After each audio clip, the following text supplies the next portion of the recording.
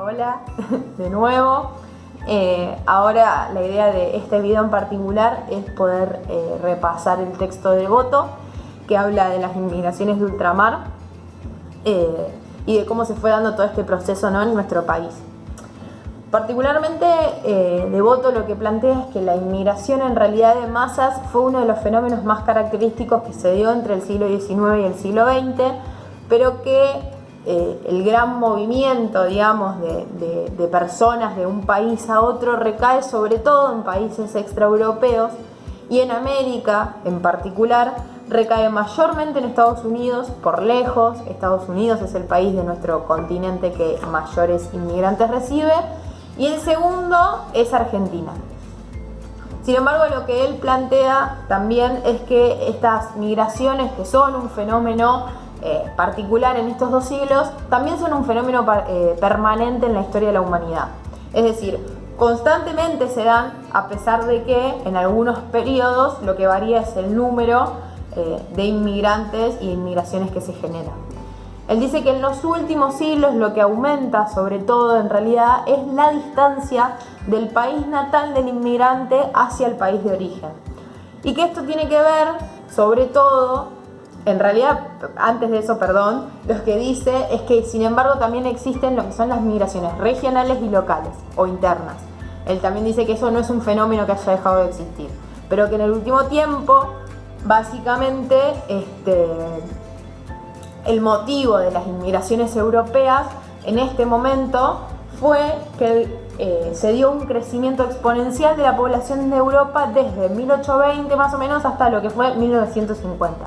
Durante ese tiempo creció exponencialmente la población y además, a la par de eso, hubo una mundialización de la economía, que es lo que hablábamos antes en el texto de Rocci con el capitalismo internacional.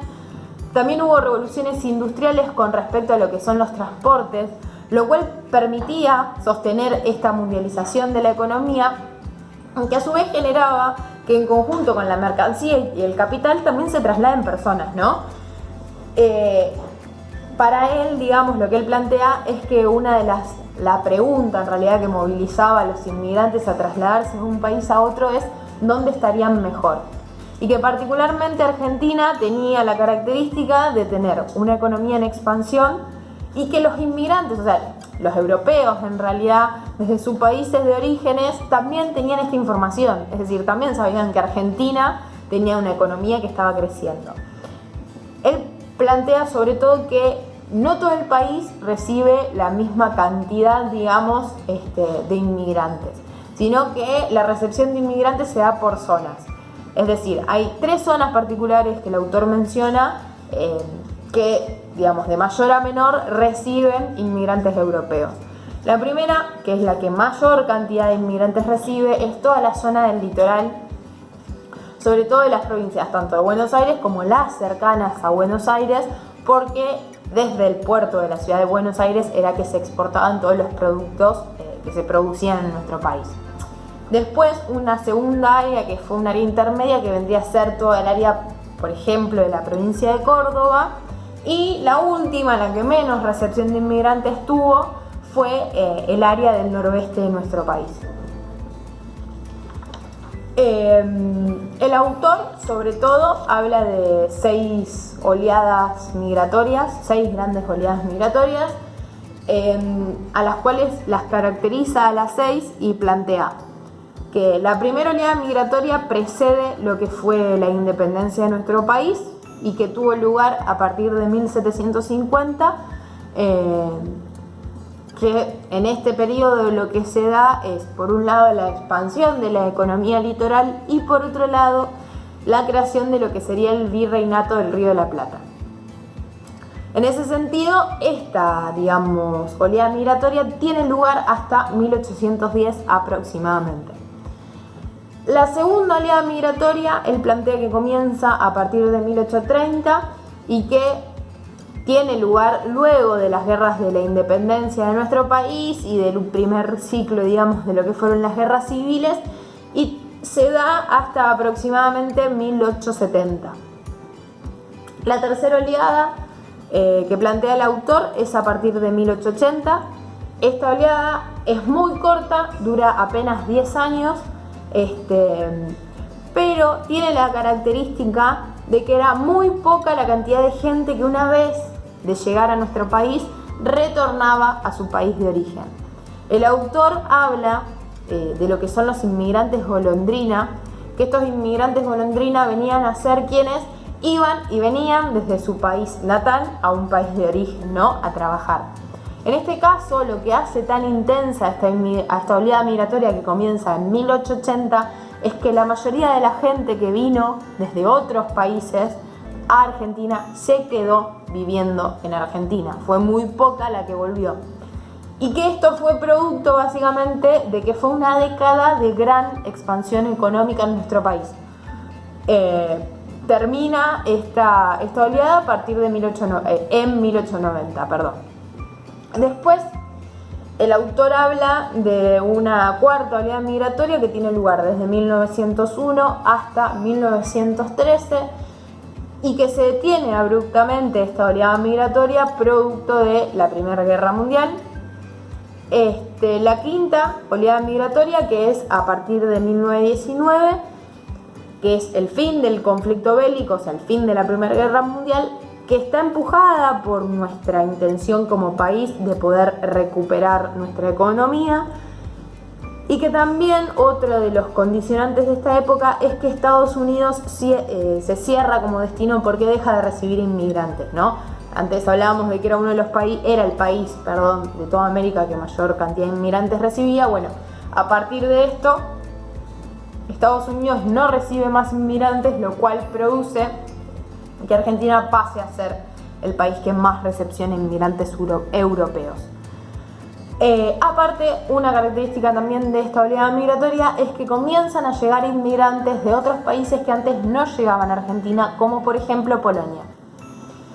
La última oleada migratoria que él reconoce es la que se da con el fin de la Segunda Guerra Mundial y que él dice que se da de manera muy intensa, pero que también se va apagando rápidamente a fines de lo que sería la década de 1960 aproximadamente. En términos generales, lo que él plantea es que los momentos de ascenso de inmigraciones a nuestro país siempre tienen que ver con una idea o momentos de una expansión económica en Argentina, pero que sin embargo los motivos por los cuales se dan las interrupciones de las oleadas migratorias no son uniformes. O sea, siempre la gente comienza a llegar en momentos en donde Argentina empieza un proceso de expansión económica, pero cuando se cortan esas oleadas migratorias, los motivos son diferentes, no son siempre los mismos. Eso es una característica general que él plantea hablando, ¿no?, de todas las oleadas migratorias. Cuando hablamos de inmigrantes es muy importante, y el autor de hecho también lo menciona, que hablemos de lo que fueron la integración de estos inmigrantes, ¿no?, en nuestro país. ¿Por qué? Porque lo que el autor plantea es que Argentina, a partir de la llegada de inmigrantes, se transforma, pero que también se transforman los inmigrantes que llegan a nuestro país. Entonces él dice que acá hay que tener en cuenta varias cuestiones, que una de esas cuestiones es la inserción económica de los inmigrantes, o sea, dónde van a trabajar, por qué van a trabajar en esas zonas y demás. Y la otra cuestión que plantea es la integración cultural. ¿Por qué? Porque el autor habla de que acá esta idea de integración cultural nos remite a esto que se menciona, digamos, como una Argentina homogénea o una Argentina heterogénea, ¿no? Fueron esas las discusiones. Y que mayoritariamente la inserción, digamos, de los inmigrantes fue urbana en nuestro país.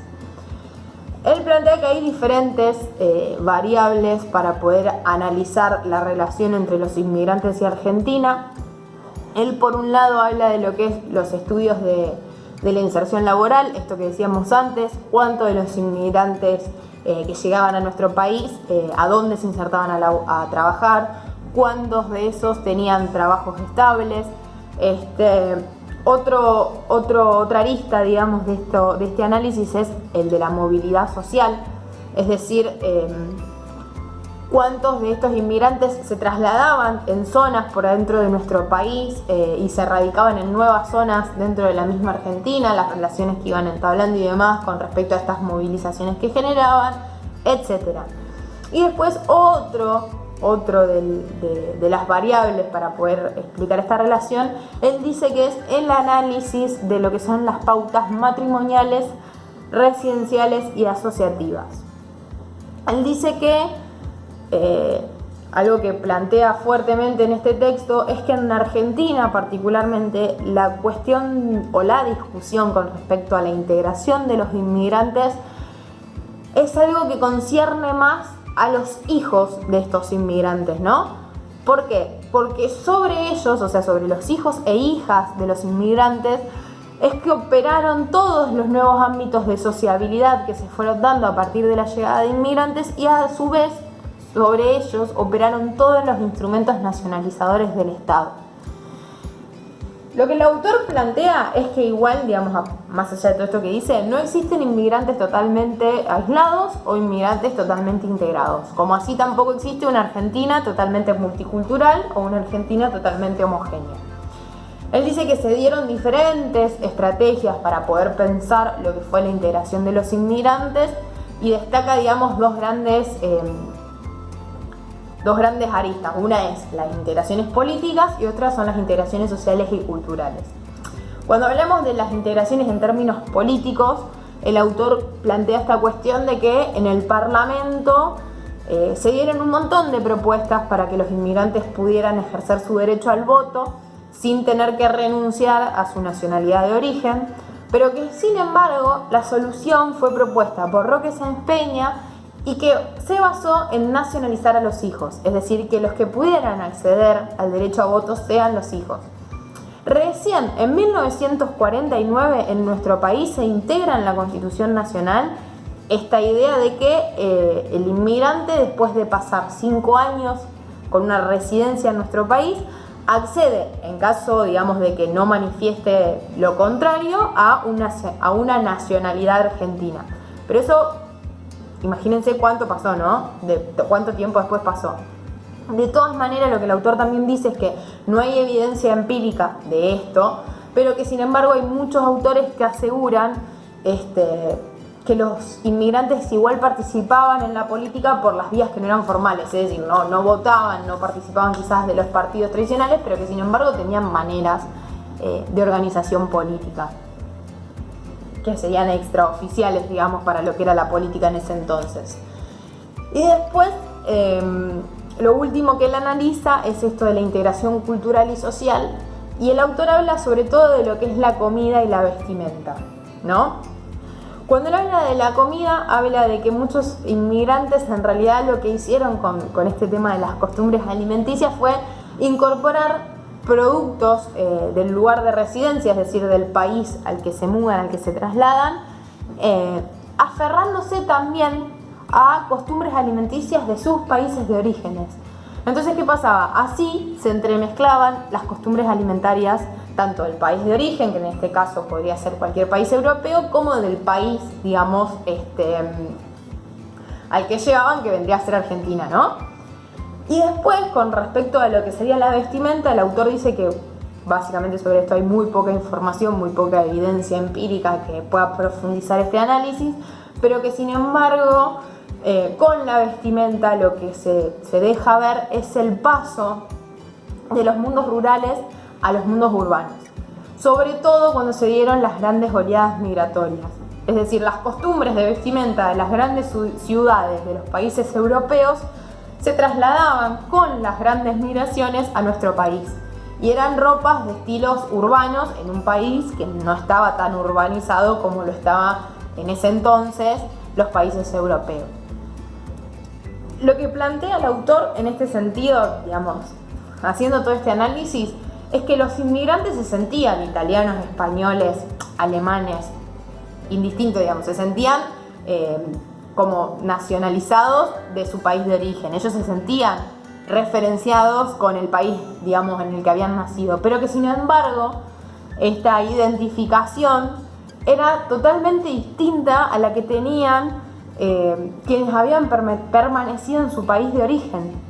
¿Por qué? Porque ellos se habían trasladado, habían comenzado a desarrollar su vida en otro país y eso había hecho que sus costumbres de nacimiento, se entremezclen con las costumbres del país en donde estaban llevando adelante su vida, sus vínculos cambien con personas de otro país, etcétera, etcétera, etcétera, que generaba esto, que sigan siendo y sintiéndose referenciados con su país de origen, pero que sin embargo lo sean de una manera diferente a quienes se habían quedado y habían desarrollado toda su vida en ese país. Esto es todo del texto de voto. Nos vemos en el próximo video.